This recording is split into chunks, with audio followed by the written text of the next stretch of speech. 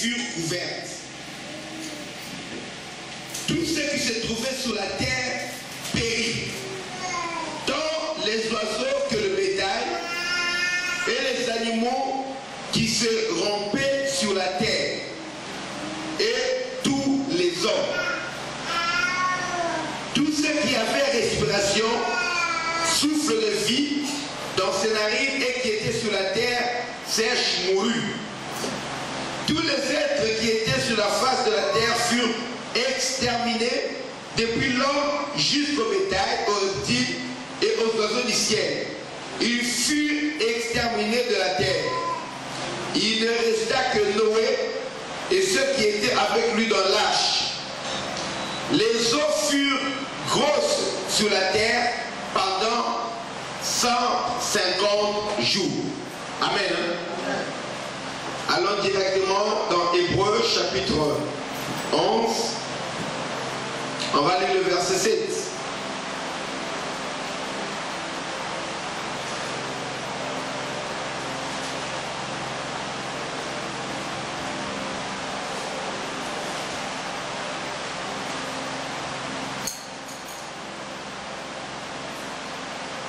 Dans Genèse 7, on nous raconte ce qui est arrivé.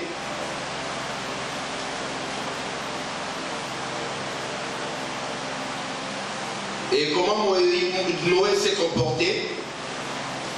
Et dans Hébreux 1, on nous explique la motivation de Noé. Pourquoi est-ce qu'elle a été épargnée?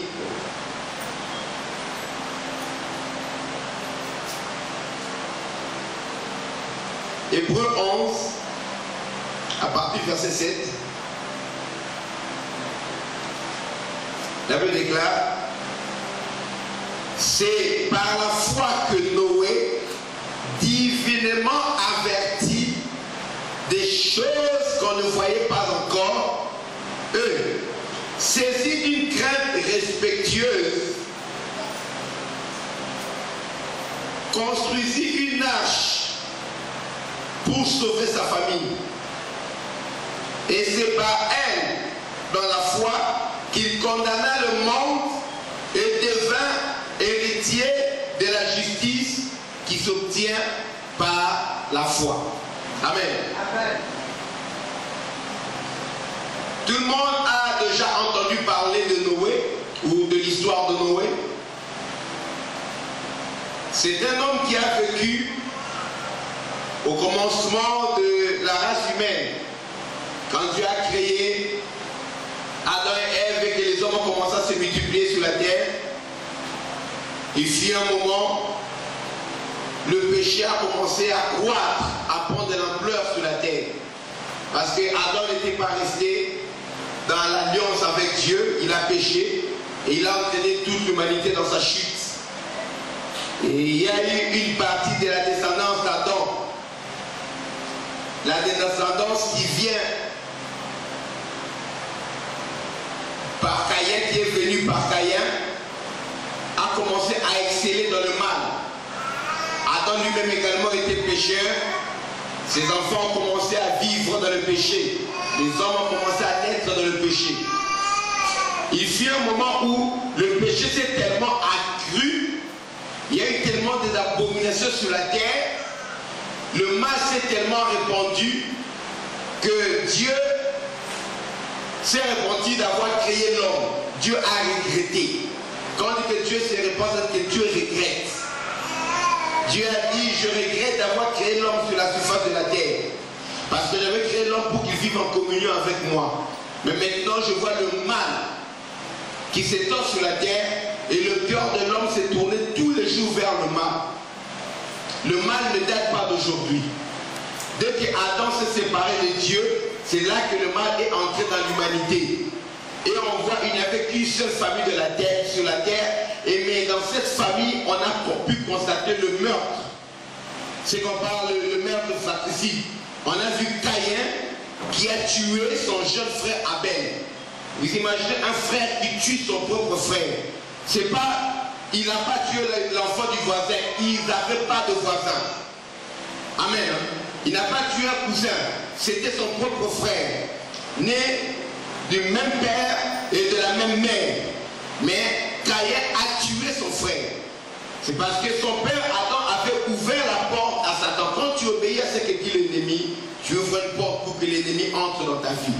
Ainsi, le péché est entré. Quand le péché entre, c'est comme une boîte de chocolat, mais tu ne sais pas quel genre de chocolat tu vas trouver dedans. Quand tu fais entrer le péché, dans le péché tu trouveras le mensonge. Là-dedans tu trouveras le meurtre. Dedans tu trouveras l'impudicité. Tu trouveras la haine. Tu trouveras la jalousie. Tu trouveras la calomnie. Tu trouveras la médisance. Tu trouveras l'envie. Alléluia. Tu trouveras toutes sortes de crimes, mais cachés dans cette boîte qu'on appelle le péché. Tout le monde n'a pas la même manifestation du péché, mais la nature du péché est dans la vie de chaque être humain. Tant que tu descends d'Adam, sache que tu as la nature du péché en toi. Et les hommes du temps de Noé ont commencé à exceller dans le péché. Dieu, ses yeux sont trop purs pour voir le péché. Dieu ne peut pas supporter le péché.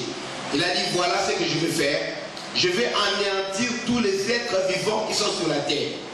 Mais écoutez, même si tout le monde pêche, Dieu a toujours des gens qui se réservent, des gens qui lui plaisent, des gens qui l'honorent.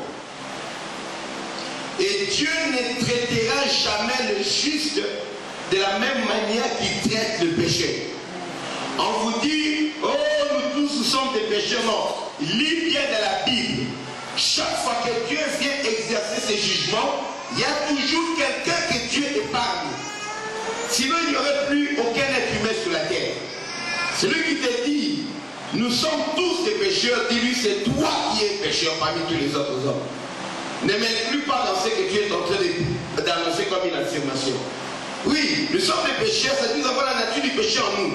Mais il y a des gens qui s'exercent à plaire à Dieu, qui mettent un point d'honneur à faire ce que Dieu demande. Et Noé était de ces gens-là. Noé ne s'est pas frappé la poitrine en disant, moi je crains Dieu. Non, le Dieu qui sonde le cœur et le rein est venu voir Noé. Noé ne savait pas ce qui se prépare. Il ne savait pas ce que Dieu avait décidé à son cœur. Quand Dieu a dit, je vais mettre fin à la vie des êtres humains, Dieu ne l'a pas dit aux hommes. Dieu se l'a dit là-bas dans son conseil du ciel. Je vais anéantir les êtres que j'ai créés. Dans sa divinité, je vois le Père qui parle au Fils, qui parle au Saint-Esprit, et peut-être qu'il annonce, les anges l'ont entendu, mais il n'a pas dit parmi les hommes. Et c'est Dieu lui-même qui est venu se révéler à Noé. Dans Genèse 7, l'Éternel vient parler à Noé, et il lui dit, écoute, je vais tuer tous les êtres humains qui sont sur la terre, tous les animaux, même les bêtes des champs, tous les êtres qui sont sur la terre. Mais toi, tu as trouvé grâce à mes yeux. Parce que j'ai aimé ta marche. Tu as été trouvé juste devant moi. Bien aimé. Dans notre siècle, dans notre génération, ce qui importe le plus, c'est de faire tout ce que la majorité accepte. C'est ce qu'on appelle éventuellement la démocratie. C'est la loi de la majorité. La démocratie, c'est la dictature de la majorité. C'est-à-dire que tout ce que la majorité accepte, c'est ce que nous acceptons, nous acquiesçons et nous prenons comme bon. C'est ce qui est applicable.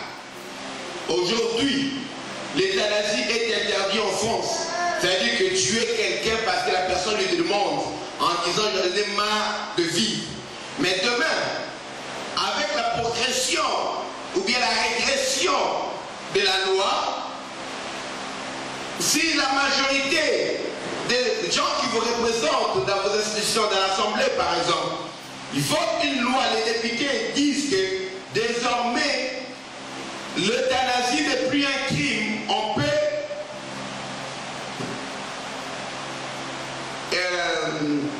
je ne sais même pas pour l'euthanasie, c'est exercer, administrer, c'est quoi? Bref, on peut euthanasier quelqu'un qui le demande et on fixe les conditions.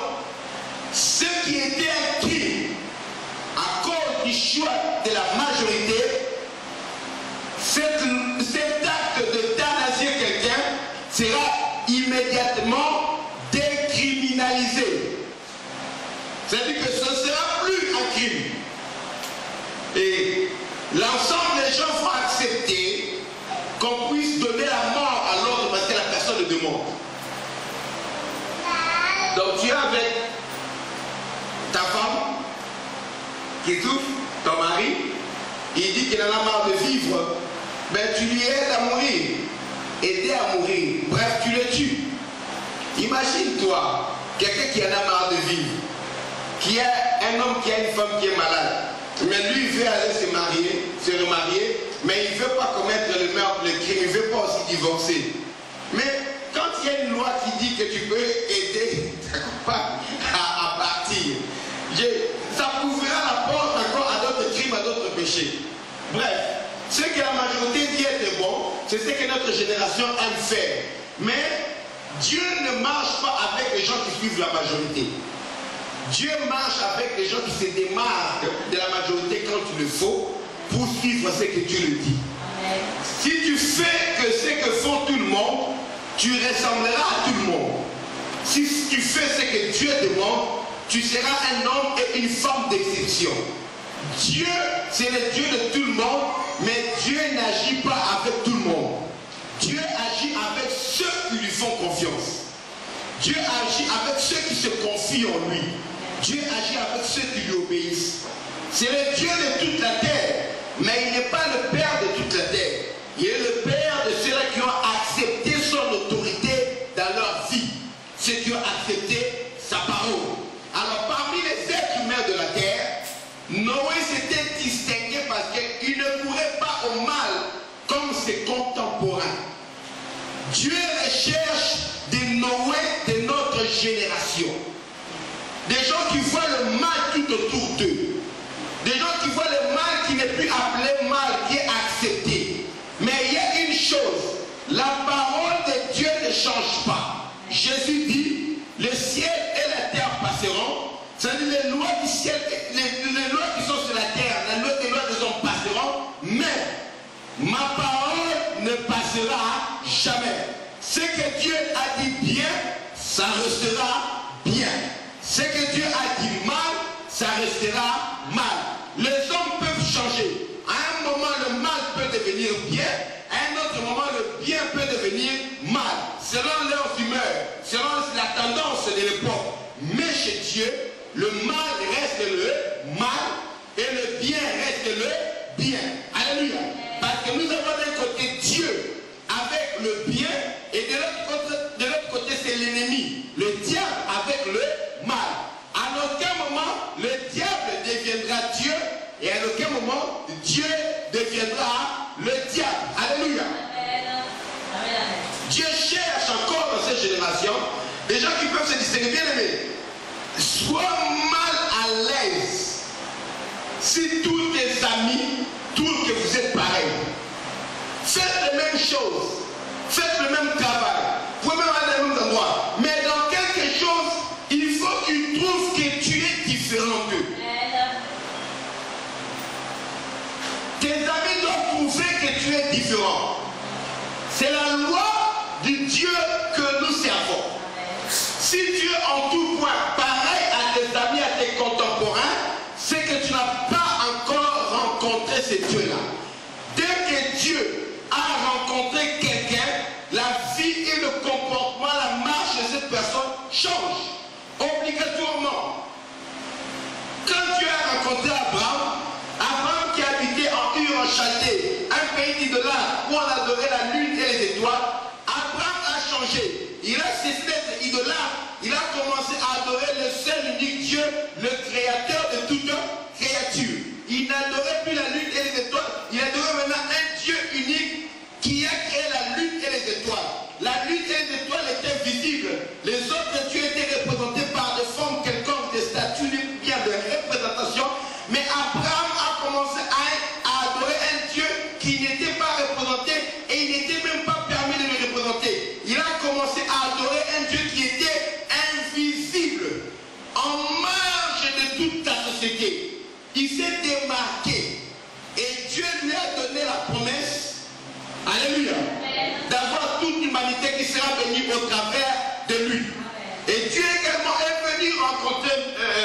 Enoch. Si tu lis un peu juste au-dessus de ce verset, Hébreux 11 à partir de 5, là, c'est par la foi. Enoch fut pris, enlevé, afin qu'il ne puisse pas voir la mort. Parce qu'avant son enlèvement, il avait reçu le témoignage qu'il était agréable à Dieu. Les gens marchaient, c'était une loi depuis Adam, que tout homme né de homme et de femme devra mourir.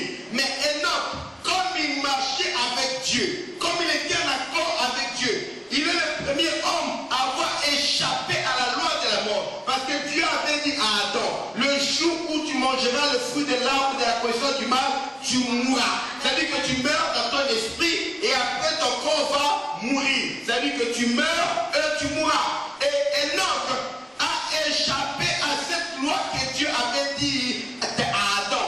Parce que quand Enoch marchait avec Dieu, Dieu est venu, il a enlevé Enoch afin qu'il ne puisse pas voir la mort. Enoch a fait exception parce qu'il s'est démarqué des gens de sa génération. Bien aimé, ne sois pas pareil avec tes amis. Parce que tu es né seul. Même si tu es jumeau, même si tu es jumelle. Mais il y a une heure, quand la première jumelle naît, on note 14h45. Quand la deuxième jumelle vient, on vient noter 14h47. Il y a 2 minutes de différence qui fait de vous que chacun est venu à son moment précis dans ce monde. Tu es unique. Alléluia.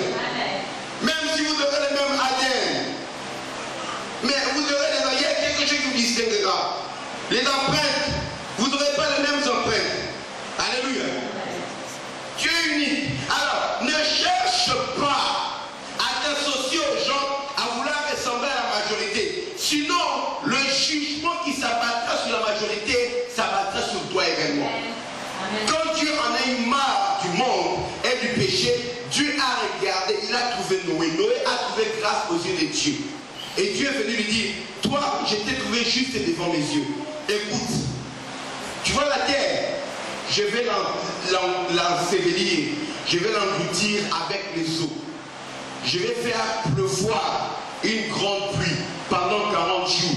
Et tout ce qui est sur la surface de la terre périra. Noé, tu m'entends? Oui. Mais toi, je vais t'épargner, toi et ta famille. Comment? Construis une arche. Et tu feras venir tous les animaux, mâles et femelles, pour conserver leur espèce. Et tu prendras aussi ces animaux de telle catégorie que tu conserveras encore en surplus pour sauvegarder leur espèce. Tu as compris Noé? Oui. Quand Dieu a commencé à parler à Noé et quand Dieu a fini de parler, il n'y avait pas une goutte de pluie qui a commencé à tomber. Il n'y avait rien qui pouvait montrer à Noé que ce que Dieu a dit était vrai, que ce que Dieu a dit allait s'accomplir. Le ciel était dégagé, tout était sec, et la Bible déclare, c'est Jésus qui nous révèle, qui dit que au temps de Noé, les gens mangeaient, buvaient, se mariaient et mariaient leurs enfants. Donc Noé a regardé autour de lui, il a vu le voisin qui s'est marié. Après la vue, c'est l'enfant de la voisine qui s'est marié. Après la vue, les gens en train de manger. Il a vu les gens en train de boire, les gens en train de festoyer. Noé pouvait se dire, attends, avec toutes ces fêtes qu'il y a tout autour de nous, avec ces gens qui viennent avoir de nouveaux emplois, avec ces gens qui viennent d'avoir de nouveaux bébés, avec cet immeuble qu'on vient de construire, avec cette nouvelle technologie qu'on vient de découvrir, avec cet avion très grand, A380 qu'on vient de créer, est-ce que le monde réellement sera détruit? Est-ce que Dieu ne voulait pas dire autre chose? Est-ce que ce n'est pas une destruction spirituelle? Non. Dieu lui a dit, c'est la terre. Il ne parlait pas du ciel. Amen. Tout ce qui était autour de Noé contredisait ce que Dieu venait de lui dire. Dieu lui a annoncé des choses qui n'étaient pas encore visibles. Alléluia. Amen. Alléluia. Amen. Alléluia. Amen. Alléluia. Et la foi, justement, c'est saisir l'invisible pour qu'il se manifeste dans le visible.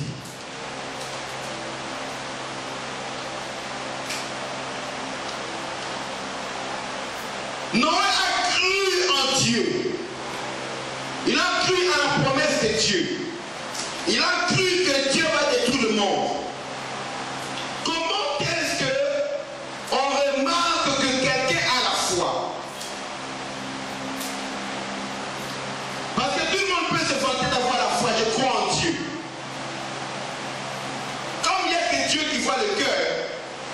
voyons pas le cœur, si tu veux voir quelqu'un qui a la foi, il faut écouter ce que Dieu dit, ce que Dieu dit au travers de la bouche de Jacques. Jacques dit, écoute, montre-moi ta foi sans les œuvres, et moi, je vais te montrer ma foi par mes œuvres. Comment tu peux me montrer ta foi sans les œuvres? C'est impossible. Mais moi, par mes œuvres, je te montrerai ma foi. C'est-à-dire que quelqu'un qui a la foi doit également poser des actes qui sont en accord avec la foi. Quelqu'un qui a la foi doit avoir des déclarations, des paroles qui sont en rapport avec la foi. Paul a dit, nous aussi, nous avons cet esprit des Écritures qui dit, j'ai cru, c'est pourquoi je parlais. Nous aussi, nous croyons, c'est pour cela que nous parlons. Quand quelqu'un a la foi, on verra la foi dans sa bouche et on verra la foi au travers de ses actes. Quelqu'un qui n'agit pas selon la foi et quelqu'un qui ne parle pas selon la foi, qui n'a pas les révélations de la foi, ne cherchez pas des révélations. Cette personne n'a pas la foi. Noé a cru que ce que Dieu avait dit va s'accomplir. Qu'est-ce qu'il a fait pour montrer qu'il a cru en Dieu? Noé a obéi. Verset 5. Genèse chapitre 7, verset 5.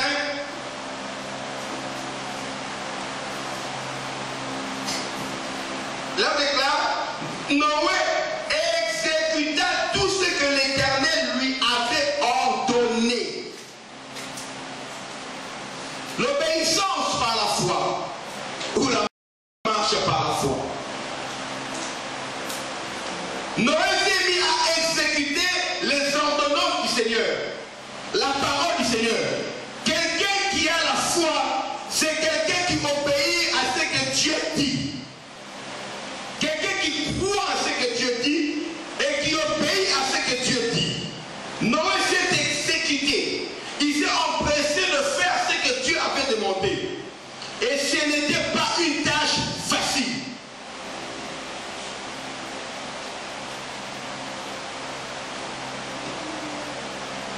Alléluia. Alléluia.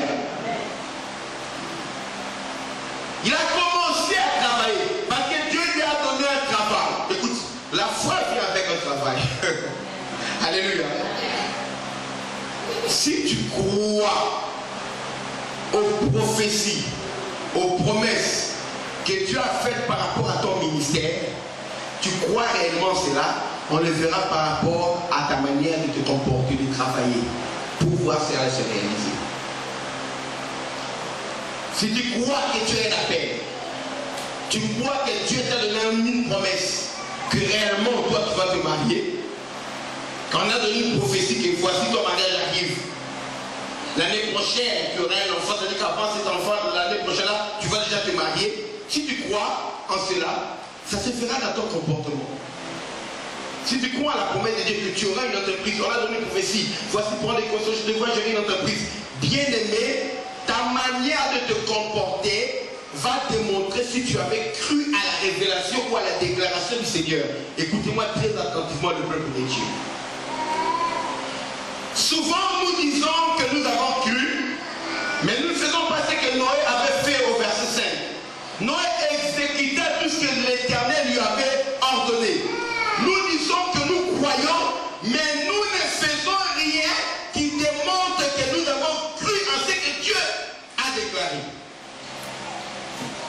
On a dit que le déluge va venir bientôt, dans peu de temps. Je vais faire tomber le déluge. Construis une arche. Noé n'a pas croisé les bras en disant de toute façon Dieu a parlé. Les jours où je voudrais bien, je me lèverai pour construire. Et je ne crois pas que comme Dieu a dit que je suis juste, il va détruire la terre pendant que je suis là. Non. Quand Dieu te donne une révélation, qui te donne la foi, si tu ne t'exécutes pas, la promesse de Dieu va passer au-dessus de ta tête. La promesse de Dieu, c'était quoi? C'était de sauver Noé pendant le déluge. La promesse de Dieu pour Noé, c'était pas que le déluge allait venir. Ce que le déluge allait venir, c'était la décision que Dieu avait faite. Alléluia. tu seras sauvé pendant le déluge. Alors si Noé ne s'exécutait pas pour obéir selon la parole de la foi, la décision de Dieu allait s'accomplir, mais la promesse de Dieu sur Noé n'allait pas se réaliser. C'est-à-dire que le déluge allait venir, mais la promesse du salut de Noé et de sa famille n'allait pas se réaliser parce que Noé ne s'est pas exécuté. L'obéissance à la révélation démontre notre foi. Quand nous obéissons, Dieu considère cela comme étant la foi. Quand nous n'obéissons pas, Dieu considère cela comme étant le refus de croire ou bien le manque de foi. Amen. Les deux croient que la foi c'est une sensation. Yes, I believe. Tu vois, oui, je sens, non. C'est ta marche. C'est le langage qui va suivre. C'est ton comportement. Amen. Alléluia. On te promet une entreprise qui sera internationale. Tu sais que toutes les transactions du monde se font en anglais. Et bientôt elles se feront en chinois. Bien aimé, commence à apprendre l'anglais. Amen. Ça montre que tu as une grande vision. Alléluia. Amen. Alléluia. Amen. Ça montre que tu as une grande vision. Quand Dieu dit, tu iras prêcher dans le monde entier, tu iras dans tel pays, tu annonceras l'évangile. Bien aimé, commence à te préparer. Commence à te préparer. Noé est allé directement construire l'arche. Et ce n'était pas facile pour lui.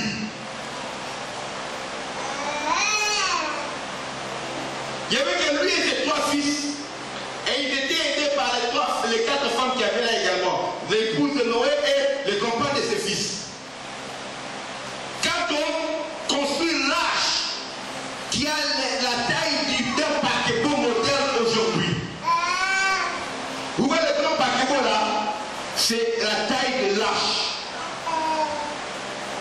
Et ce sont les dimensions exactes qu'il fallait pour que cette arche soit capable de flotter. Vous avez lu plus tard, on a dit que l'arche a flotté, s'est levé. C'était pour voir la science de Dieu. Dans ce temps, on ne construisait pas encore des navires d'une telle grandeur. Mais Dieu qui connaissait la science qui a créé, Dieu qui connaissait la loi de la poussée d'Archimède, il connaissait tout. Il a donné à Noé les mesures exactes pour que cette arche soit capable de flotter. Ce qu'il fallait enduire tout autour pour rendre cette arche étanche, pour que l'eau ne pénètre pas. Dieu a donné à Noé, il a dit, toi exécute. Et Noé a exécuté l'ordre de Dieu. Bien aimé, obéir à ce que Dieu dit démontre notre niveau de foi. Qu'on ne vous trompe pas, ton témoin c'est toi-même, c'est ta conscience. La manière dont tu viens à l'église, la manière dont tu pries, la manière dont tu donnes à Dieu, la manière dont tu obéis à l'ordre de Dieu, montre à quel niveau tu crois en Dieu et tu crois aux promesses de Dieu. Moïse construisit l'arche comme s'il voyait déjà les déluges. Il a vu ce qui était encore invisible. Quand il construisait l'arche, il voyait la pluie tomber alors que la pluie n'était pas encore là. Par la foi,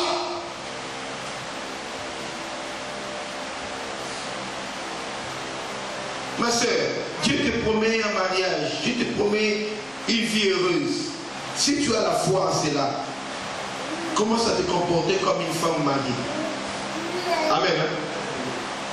Commence à apprendre qu'est-ce que font les femmes mariées. Qu'on ne vous trompe pas.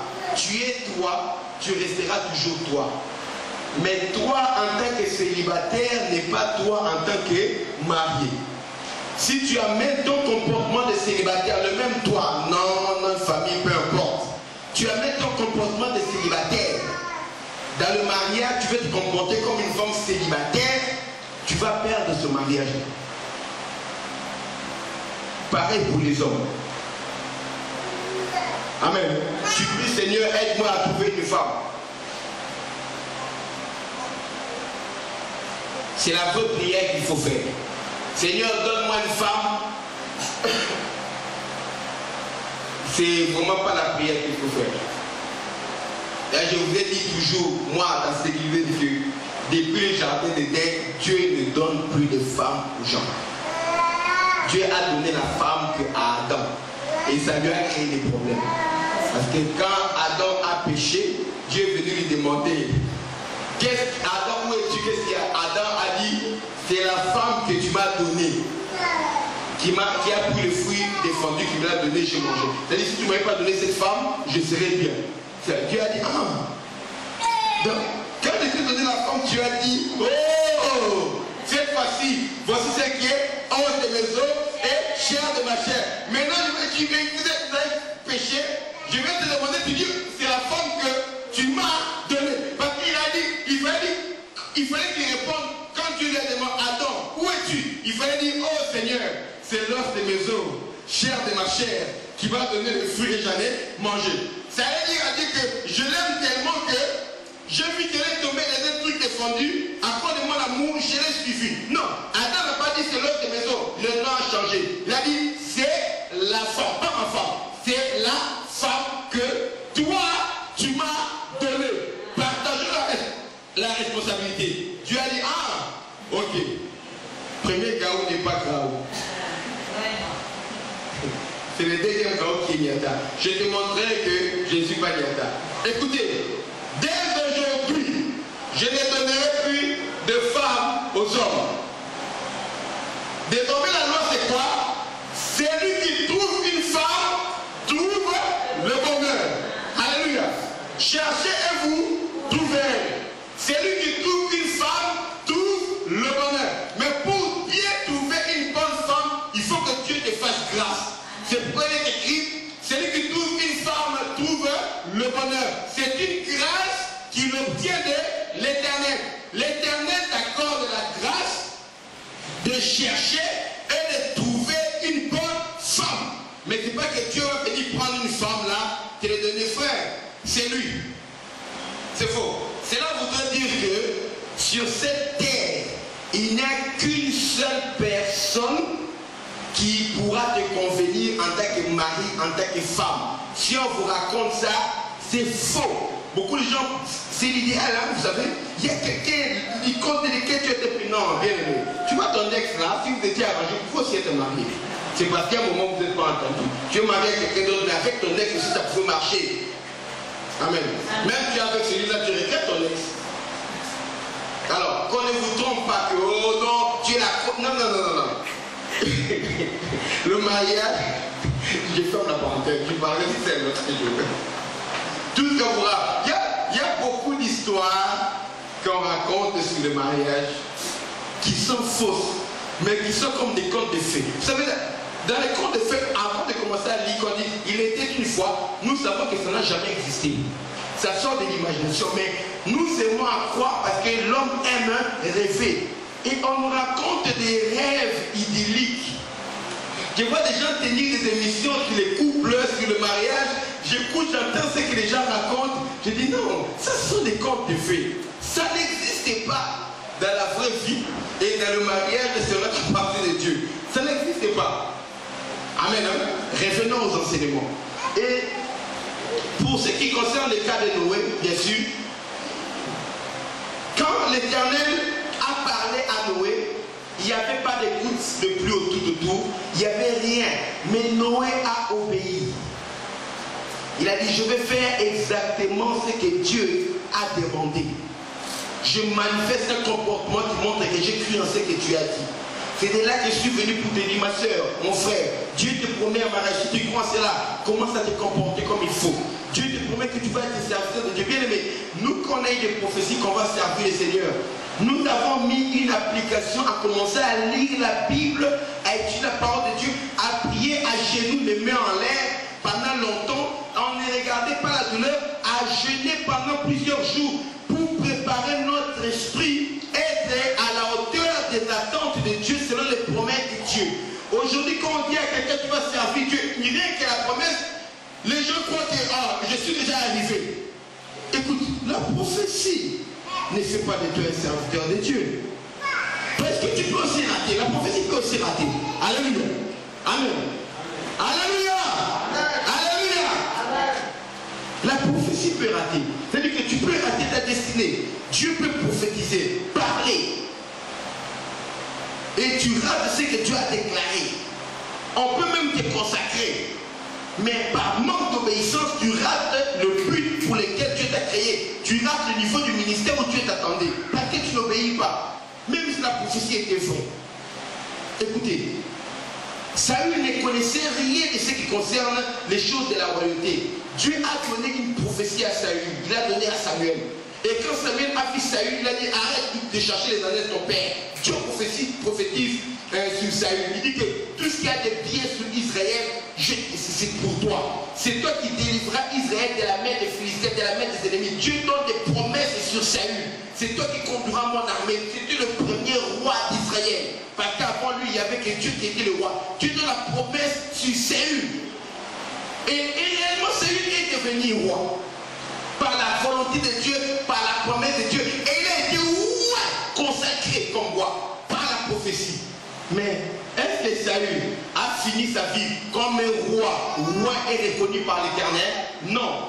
À un moment, il a perdu la grâce par manque d'obéissance. La prophétie ne l'a pas maintenu en tant que roi qui délivrera le peuple. Devant Goliath, la prophétie disait que l'autre, lui qui doit délivrer le peuple. Mais il n'a pas été capable de délivrer le peuple. La prophétie a failli. Parce que Dieu a trouvé un autre homme selon son cœur. C'est un homme qui a le cœur d'obéir au commandement de Dieu. Alors que Saül était déjà vivant, Dieu a au moins un autre jeune homme comme roi à sa place. Même si David n'était pas encore établi, mais devant Dieu, la prophétie n'avait plus d'effet sur Saül. La prophétie de délivrer Israël était maintenant sur David, alors que David n'était pas encore roi reconnu dans Israël. Il est venu simplement comme un vaillant enfant d'Israël qui défend le nom de son Dieu. Et c'est par lui que Dieu a délivré Israël. Et quelques temps après, les gens ont commencé à chanter les effets de la prophétie sans le savoir. Les femmes d'Israël ont commencé à chanter. Saül a tué ses 1000 dans les 1000 guerriers, il a tué 1000 guerriers. Et David a tué ses 10 000. Alléluia. Ce n'est pas David qui leur a donné ces chants-là, il ne leur a pas donné l'argent pour qu'on chante de son nom. Mais les femmes ont commencé à remarquer que quand Israël était en danger, leur délivrance ne venait plus du roi Saül qui devait marcher à leur tête. Mais leur délivrance venait de David, ce vaillant guerrier. Et les femmes ont commencé à chanter. David a tué ses 10 000 alors que le roi Samuel n'a tué que 1000. L'effet de la prophétie a commencé à se faire voir dans la vie de David. Parce que David a toujours été obéissant. Même quand c'était contre ses intérêts. C'est l'obéissance dans ta marche qui va marquer la différence. Quand quelqu'un s'attend à voir la main de Dieu, il dit mais tu seras régulier. Moi ces jours-là, si j'ai demandé l'argent à Dieu, en tout cas je suis régulier. Il faut savoir flatter Dieu. C'est papa. Amen. Tu vas pas dire pendant que tu attends que Dieu te bénisse, tu te comportes comment. Non. Dieu va dire, hey, pour qui tu me prends? Magnifique. Parce que Dieu il est miséricordieux. Alléluia. Même Dieu, s'il sait que tu fais ceci pour obtenir quelque chose, ne pense pas que Dieu va s'empêcher de te bénir. Il va te bénir. Parce qu'il voit qu'au moins tu t'es humilié. C'est pourquoi les villes comme Ninive, même si après ces villes-là sont retombées dans le péché, mais comme ils se sont humiliés à la prophétie de Jonas, Dieu les a épargnés. Alléluia. Parce que Dieu est sensible quand quelqu'un s'humilie devant lui. Dieu est très sensible. C'est quoi il est écrit? Humiliez-vous sous la main puissante de Dieu et il vous élèvera au temps convenable. Nous voulons voir la foi des gens par leur manière d'obéir à Dieu. Lisons Hébreux chapitre 11, le verset que j'avais lu. Pour finir, la Bible déclare, c'est par la foi que Noé,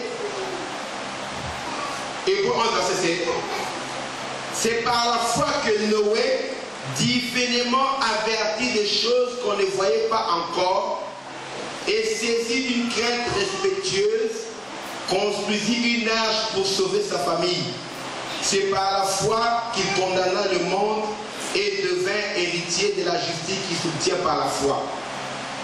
C'est par la foi que Noé, divinement averti des choses qu'on ne voyait pas encore, ce qui était encore invisible. Noé a été averti de cela. Et c'est par la foi qu'il a été saisi d'une crainte respectueuse. Bien aimé, il faut marcher avec Dieu comme si tu le voyais, comme s'il était là. Il faut que ton comportement, ta vie, démontre que tu as foi en Dieu. Bien aimé, tout ce qu'il y a de meilleur au ciel et sur la terre, Dieu te les réserve à toi. Là, déclare que nous sommes les héritiers de Dieu et les co-héritiers de Christ. Noé a obtenu un héritage qui s'obtient par la foi. Dieu l'a béni, il a pu continuer la race des êtres humains sur la terre. Mais nous, il y a des très très grands héritages, des très grands trésors que Dieu nous réserve. Non seulement dans le ciel, là il réserve une place de gloire avec une couronne de gloire dans sa présence, mais également sur la terre. Il y a des choses que Dieu nous a promises. Bien aimé, tu dois marcher dans la foi, mais surtout dans l'obéissance à Dieu. Quelqu'un qui a la foi veille sur sa marche. Quand tu viens à l'église, obéis à la parole de Dieu. Si tu crois qu'en donnant à Dieu, Dieu va te donner, veille à la manière dont tu donnes à Dieu. Si tu crois que la parole que tu écoutes va bénir, transformer ta vie, veille à la manière dont tu écoutes ta parole.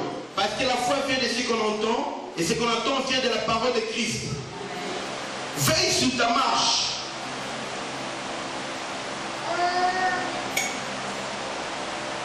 Démontre à Dieu ta foi par ton comportement. Là où tu travailles, tu n'as pas besoin de dire je suis croyant, je crois en Dieu. Aujourd'hui, être chrétien, ça ne veut rien dire. Rien dire. Rien. Être chrétien, ça veut dire chrétien. Pour commencer à marcher. George Bush est chrétien. Obama est chrétien. Ça ne veut rien dire aujourd'hui. Mais nous attendons de voir des vrais disciples de Christ. C'est ce qui manque aujourd'hui.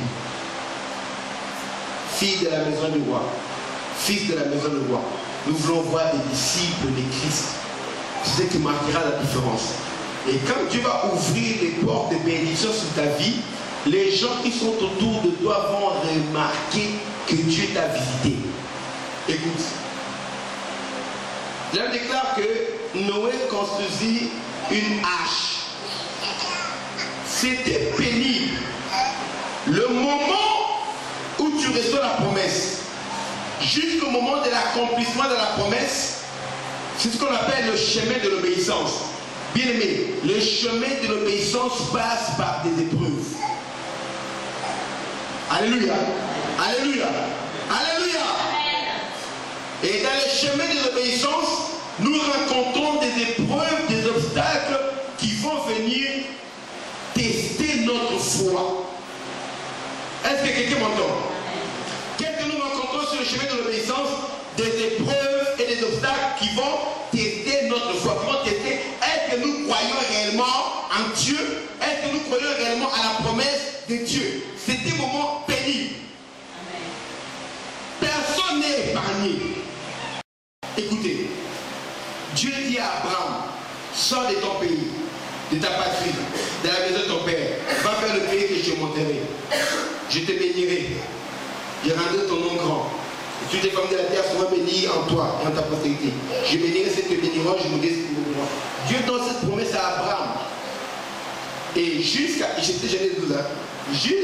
que cette promesse vienne s'accomplir dans la vie d'Abraham, vous savez combien d'années se sont écoulées? 25 ans.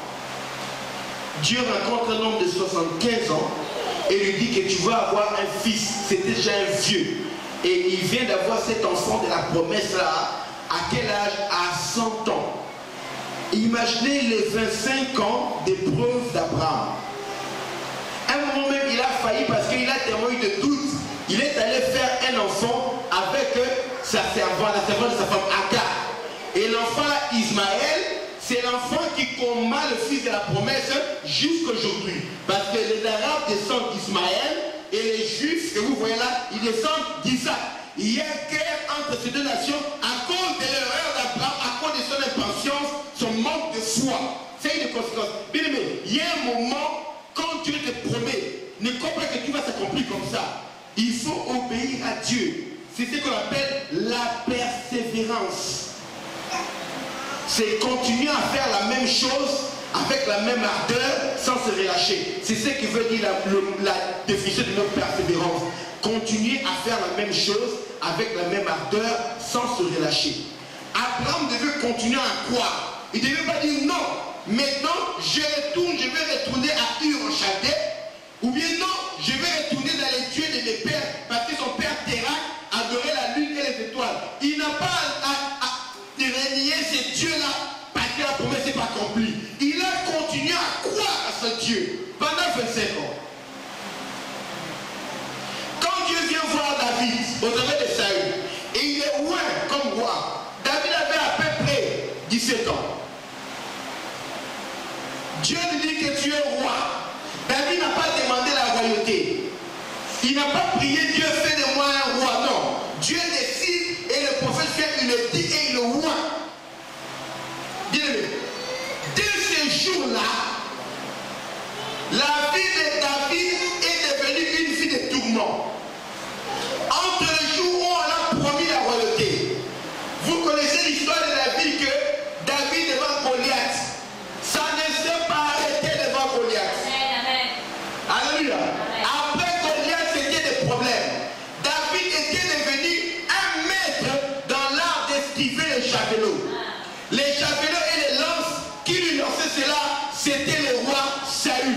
Le roi qui était rejeté commençait à poursuivre David.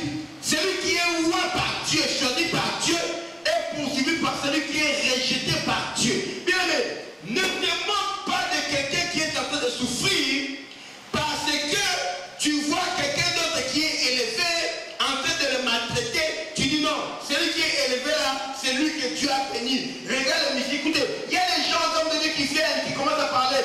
Oh, tel pasteur, si tu n'as pas un tel nombre, une église qui a tel nombre de membres, tu n'es pas un vrai serviteur de Dieu. Oh, tel pasteur, tu es d'origine africaine, tu es d'origine congolaise. Les pasteurs congolais ont trop souffert. Oh, pasteurs congolais, nous on ne croit pas en eux. Ce ne sont pas des vrais serviteurs de Dieu. Bien aimé, ne dis pas la fin quand Dieu n'a pas encore déclaré la fin. Amen. Amen. Alléluia. Saül qui était rejeté a commencé à poursuivre David avec son armée. Par moment, il rassemblait 3000 hommes de toute l'élite de l'armée d'Israël pour poursuivre David. Juste dans une caverne où même David était capable de tuer Saül, mais il n'a pas été tué. On prend 3000 hommes à ta trousse, toi un seul homme. David a commencé à vivre dans les cavernes. Il n'a jamais plus vécu dans la maison de son père. David entourait chaque ville où il apprenait sa histoire. Saül entourait chaque ville où il apprenait que Saül était là. Saül entourait chaque ville où il apprenait que David était là. Des fois, il tuait les habitants s'ils avaient appris qu'ils avaient gardé. Ils avaient accordé le séjour à David, l'hospitalité à David. Mets-toi à la place de David un moment. Personne d'entre nous ne mérite être à la place de David. David ne l'a pas vécu pendant une année, pendant 2 ans, pendant 3 ans. Bien aimé, plus de 20 ans, David s'est mis à fuir. À fuir Saül. À cause de la promesse de Dieu qu'il va faire de lui le roi d'Israël. Entre le jour de la promesse et le jour où tu seras établi l'accomplissement, il y a le chemin de l'obéissance. Et dans le chemin de l'obéissance, il y a des épreuves. Tu dois démontrer que tu as la foi. David connaissait les principes. Saül l'a entouré. Il voulait le tuer. David dormait au fond d'une caverne. Saül aussi fatigué, ils sont dans la caverne. Ils sont dormis. Quand David a vu, les amis de David lui disent, regarde, Dieu est juste. Il livre ton ennemi Saül entre tes mains. Va, coupe-lui la gorge, tue-le. Directement, c'est toi qui deviendras roi. Écoute, on ne force pas la prophétie. Alléluia. Alléluia. Même si tu as dit que tu vas avoir une très grande église, ne va pas détruire l'église de quelqu'un. Amen. Ne va pas voler les fidèles de quelqu'un. Ne va pas voler les musiciens de quelqu'un. Alléluia. Si tu as dit ça accomplira. Oh, j'ai une grande église. Comment tu as eu cette église-là? On a des gens qui ont commencé l'église comme ça directement. 2000 membres. Attends, les 2000 membres là, tu as des modérateurs, des chanteurs. Est-ce que ce sont des païens qui sont convertis? Non. Ce sont des gens qui ont été formés chez quelqu'un d'autre que tu es en train d'insulter aujourd'hui. Alors ferme ta bouche, conduis les gens qu'on t'a donné de conduire. Ne critique pas quelqu'un parce qu'il a 100 membres après 5 ans. Toi tu as commencé en 6 mois, tu as 2000 membres. Non, ferme seulement ta bouche. Donne l'histoire, comment tu as commencé ton église là. Il y a des gens, j'ai beaucoup d'argent, Dieu m'a béni. Dieu t'a béni, tu fais des escroquer de l'argent, ferme ta bouche. Hein? Si c'est moi qui dois faire avec ton argent là, mais ferme ta bouche. Ne te moque pas de quelqu'un qui travaille matin, midi, soir et qui paye sa dîme régulièrement en espérant que Dieu va le visiter. Toi tu as escroqué quelqu'un, c'est pourquoi tu as eu beaucoup d'argent. Dieu ne t'a pas béni. Ferme ta bouche. On a dit, regarde, Dieu t'a donné Saül, tue-le. David a dit non, je ne peux pas le tuer. David a coupé seulement une partie de la robe de David, de Saül. Et il est parti. Et même en coupant cela, il s'est repenti. Il a dit, hey, Seigneur, je suis fou. Comment il m'a été permis de mettre la main sur le ouet de l'Éternel. C'était roi, même si Dieu avait été, mais il est ouet de l'Éternel. Dans la maison du roi, même si tu vois un pasteur faire du mal, ou on t'apprend un pasteur à engrosser quelqu'un, il est interdit de critiquer un homme de Dieu. Je t'apprends, tu critiques un homme de Dieu, je te chasse de cette église. Tu vas aller dans une autre église où tout le monde est bien parfait. Vas-y. Amen. Alléluia. Ah, bien aimé, tu ne sais pas le combat qu'il a rencontré cet homme de Dieu là. Amen. Hein, pour que tu puisses connaître ce qu'il est en train de vivre. Si c'était toi, tu allais mourir depuis longtemps. Si c'était ton père, on allait enterrer ton père depuis longtemps. Et même si c'est ton pasteur, il allait même abandonner le ministère depuis longtemps. Vous ne savez pas des fois les combats qui rencontrent les hommes de Dieu. Alléluia. C'est bien d'être fier, un homme qui craint Dieu, qui marche dans la crainte de Dieu. Et je l'ai dit tout haut, mais je ne permets pas aux gens de mon église d'aller critiquer les autres hommes de Dieu. Comme c'est l'apanage, les gens viennent de voir la chair pour critiquer les autres pasteurs. Non, ça ne se fera pas. David a dit, moi, j'ai touché le roi de l'Éternel. Et malheur à moi. Il a gardé les principes de Dieu, même devant ses ennemis. Bien aimé, que tes ennemis ne te changent pas. Alléluia. Mais ta constance et ton obéissance à Dieu, que ça puisse changer tes ennemis. Et en fin de compte, David était devenu roi. Saül est mort à cause de sa désobéissance. Et David a été reconnu comme roi. Mais entre les jours où on l'avait prophétisé, il était un petit enfant qui gardait les brebis. Et les jours où il était devenu un meneur d'hommes, il y avait près de 600 hommes qui l'accompagnaient. Il fouillait, il s'est caché avec une armée de 600 hommes. Et la plupart d'entre eux, c'était des brigands. On l'a promis le royaume d'Israël, le royaume, le pays le plus saint du monde. Mais lui s'est retrouvé le chef des brigands, le chef des criminels. Bien aimé, il faut faire avec les moyens du monde. Alléluia. Alléluia. Alléluia. Jusqu'au temps de l'accomplissement de la promesse de Dieu. Ne dis pas, oh, dans son église, il y a des gens qui chantent comme des casseroles. Il faut faire avec les moyens du bord. Oh, dans son église, oh, il y a des protocoles qui ne rigolent pas. Il faut faire avec les moyens du bord. Oh, dans son église, il y a ceci, c'est là. Il faut faire avec les moyens du bord. Oh, dans son église, il y a quelqu'un qui a une Jaguar. Il faut faire avec les moyens du bord. Oh, notre patron a un jet privé. Toi, tu n'as pas de jet privé. Il faut faire avec les moyens du bord. Mais arrêtons fidèles.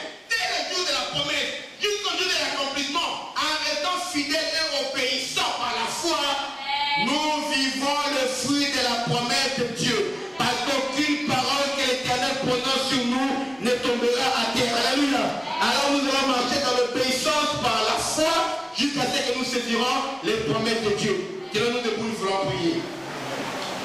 Alléluia. Mais vous n'acceptez pas à cause de Dieu. Bien-aimés, ne vous découragez pas. Alléluia.